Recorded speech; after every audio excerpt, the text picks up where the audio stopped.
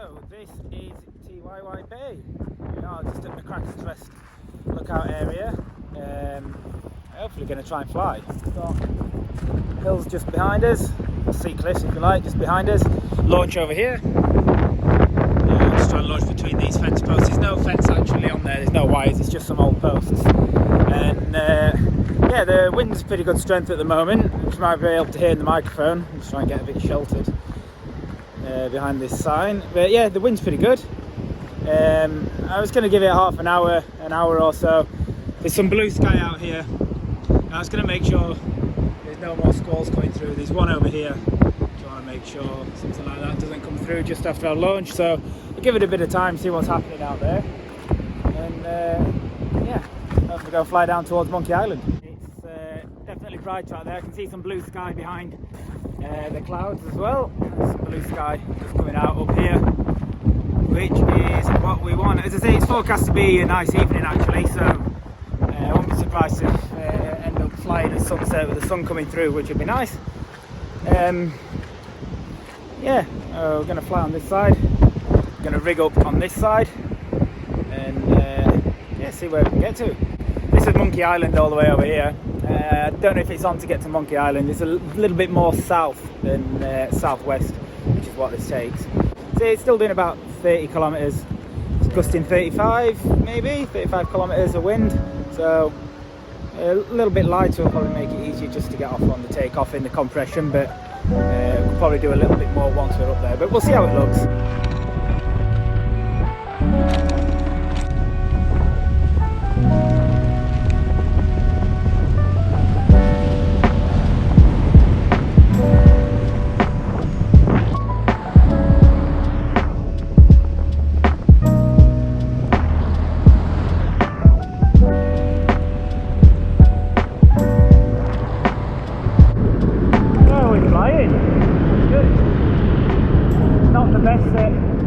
Handling the glider in strong wind, I'll be the first to admit that.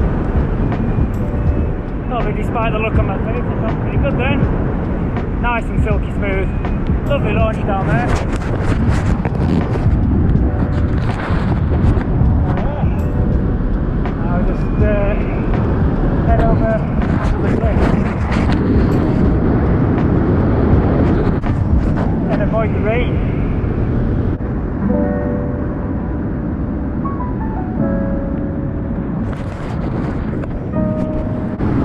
I think the chickens on the chicken farm just below me obviously think I'm a big bird of prey. They've all just gone running back into the shed.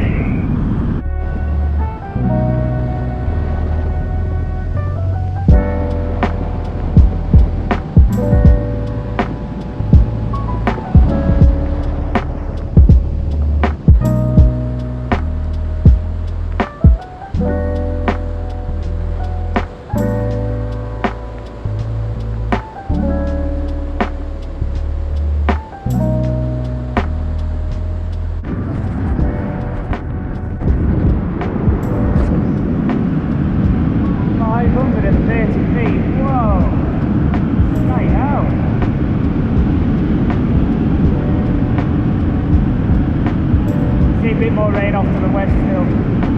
That bit of south in it should carry it away from where I am. I'm not too worried about it yet. So I think I'm going to try and top land before all this rain comes through and then see where it goes and probably take off again. I head back towards the car, look at top landing over there.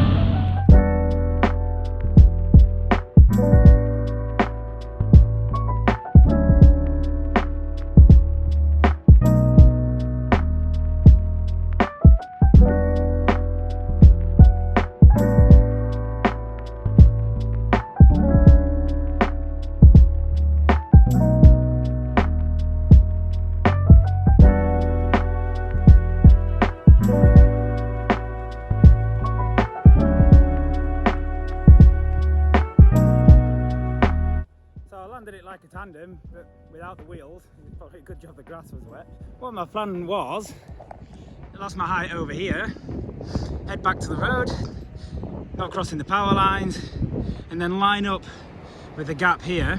What I've done is come over too low and hit the rotor behind these bushes.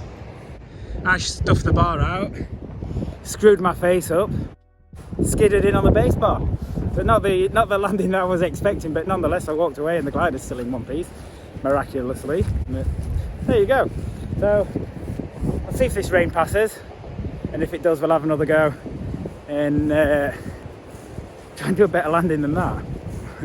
So the sun's starting to come out, played up quite nicely actually out there.